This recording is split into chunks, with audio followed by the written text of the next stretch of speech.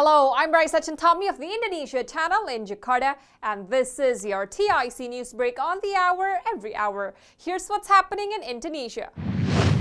The country's Food and Drugs Agency said it may pursue criminal action against two pharmaceutical firms that made products linked to acute kidney injury amid a spike in cases and deaths among children this year. Authorities have temporarily banned sales of some syrup-based medications and identified the presence of ethylene glycol and diethylene glycol as possible factors in the deaths of 141 children. Indonesia imports most of its raw ingredients for medicines from India and China and is looking into the rise of AKI cases with the World Health Organization, following a similar pattern in Gambia, which has seen at least 70 child deaths related to syrup medications. The Food and Drug Supervisory Agency recently named 3 medications that contained high levels of ethylene glycol and diethylene glycol and ordered those to be taken out of circulation.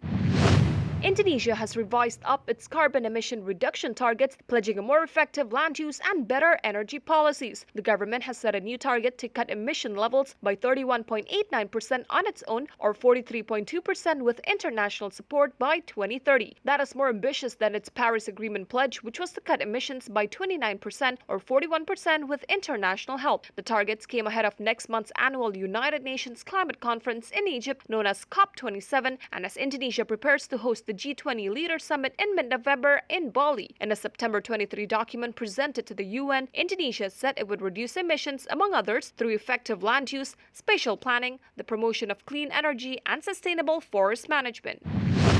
Indonesia's foreign direct investment jumped 63.6% annually to 168.9 trillion rupiah or $10.81 billion in the third quarter. Singapore led the incoming FDI with 59 trillion rupiah or $3.8 billion, followed by China, Japan, Hong Kong, and Malaysia. Meanwhile, domestic direct investment grew at a slower annual rate of 22.5% to 138.9 trillion rupiah or $8.8 billion.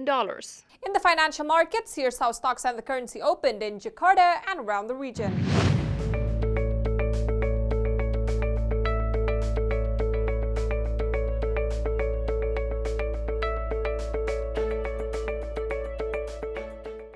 If you're heading to Indonesia or traveling within the country, here's the weather forecast for major destinations.